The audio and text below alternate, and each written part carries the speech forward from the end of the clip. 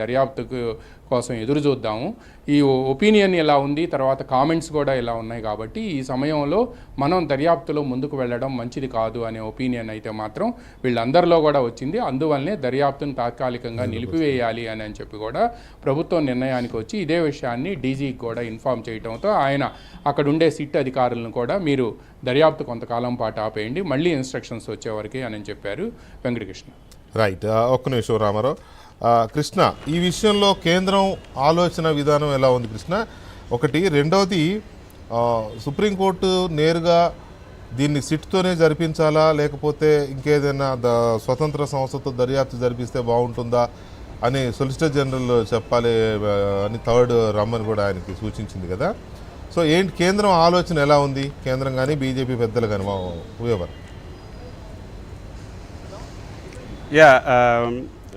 వీకే ముందు ఆ విషయం చెప్పేదానికి ముందు ఏదైతే నిన్న ఇచ్చినటువంటి ఆర్డర్ కనుక మనం చూస్తే ఈ ఆర్డర్ కాపీ 5 పేజీల ఆర్డర్ కాపీలో ఎక్కడా కూడా ఇప్పుడు జరుగుతున్నటువంటి సిట్ విచారణ ఆపేయాలని ఎక్కడా కూడా చెప్పలేదు సుప్రీంకోర్టు. అయితే స్టే అవే యువర్ హ్యాండ్స్ అని ఓవరాల్గా ఈ యొక్క బెంచ్ మీద ఉన్నటువంటి జడ్జి చెప్పడంతోనే ఇది కొంచెం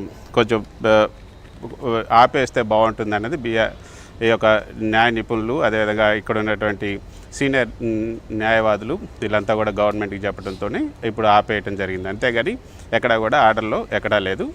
జస్టిస్ బిఆర్ గవాయ్ బెంచ్ మీద ఉన్నప్పుడు విచారణ సందర్భంగా స్టే అవే యువర్ హ్యాండ్స్ అని ఒక మాట అన్నారు. అందుకని కొంచెం 3వ తారీఖు దాకా ఆగితే బాగుంటుందని చెప్పడం జరిగింది. అయితే 3వ తారీఖు 3:30 గంటలకు దీనిపైన విచారణ జరగబోతుంది. అయితే మరో విషయం ఏంటంటే ఇందులో ఒక స్పష్టత, దర్యాప్తు అయితే జరుగుతుంది. తిరుమల దేవదేవుని లడ్డు కల్తీ వ్యవహారం పైన దర్యాప్తు అయితే జరుగుతుంది. అయితే ఆ దర్యాప్తు ఎవరితో జరుగుతుంది? ఇప్పుడు వేసినటువంటి సిట్ ఏదైతే ఏపీ ప్రభుత్వం వేసినటువంటి సిట్ దర్యాప్తు చేస్తుందా, లేకపోతే ఆ సిట్తో పాటు వేరే ఎవరైనా హైయర్ అఫీషియల్స్ ఇప్పుడున్నటువంటి వారు ఎవరైతే ఉన్నారో సర్వశ్రేష్ఠ త్రిపాఠి ఉన్నారో ఆయనతో పాటు ఇంకా ఎవరైనా ఆయనకు ఉన్నటువంటి సీనియర్లు ఇంకా ఒక 2-3 యాడ్ చేస్తారా, లేకపోతే కంపోజిషన్ మారుస్తారా, లేకపోతే సెంట్రల్ గవర్నమెంట్లో ఉన్నటువంటి ఆఫీసర్స్ని ఎవరైనా వేస్తారా, కేంద్ర ఆరోగ్య శాఖ అంటే ఈ యొక్క కల్తీ వ్యవహారానికి సంబంధించినటువంటి వ్యవహారం కాబట్టి కేంద్ర ఆరోగ్య శాఖ అధికారులు ఏమైనా ఈ యొక్క కమిటీలో ఉంచుతారా, లేకపోతే ఒక కొత్త కమిటీ ఏమైనా వేస్తారా అన్నది ఇప్పుడు తేలాల్సినటువంటి అంశం. అంతేగాని దర్యాప్తు అయితే ఎక్కడ ఆగేది లేదు. దర్యాప్తు ఆపమని కూడా సుప్రీంకోర్టు ఎక్కడ కూడా అభిప్రాయపడలేదు.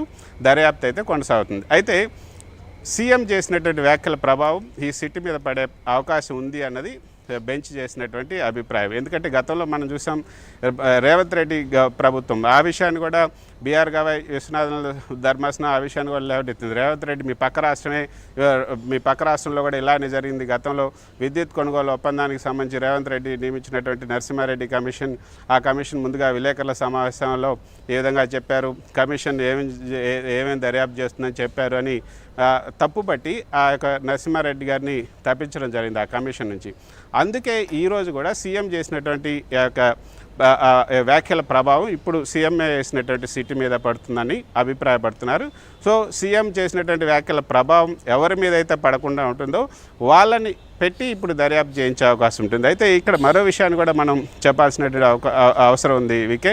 అదేంటంటే సెంట్రల్ గవర్నమెంట్ తనంతట తానుగా సిబిఐ విచారణ మేము జరుపుతామని ఎక్కడ కూడా అడగదు. ఎందుకంటే రాష్ట్రాల నుంచి ఏదైనా ఈ రాష్ట్రాలకు సంబంధించినటువంటి కేసులు అయినప్పుడు రాష్ట్రాలు సెంట్రల్ గవర్నమెంట్కి రిఫర్ చేస్తే అప్పుడు సెంట్రల్ గవర్నమెంట్ అది సిబిఐ విచారణ జరపాలా లేదా అనేది టేకప్ చేస్తుంది. లేదంటే కోర్టే చెప్తే, కోర్టే కనుక సిబిఐ విచారణ చేయాలంటే కోర్టు చెప్తుంది.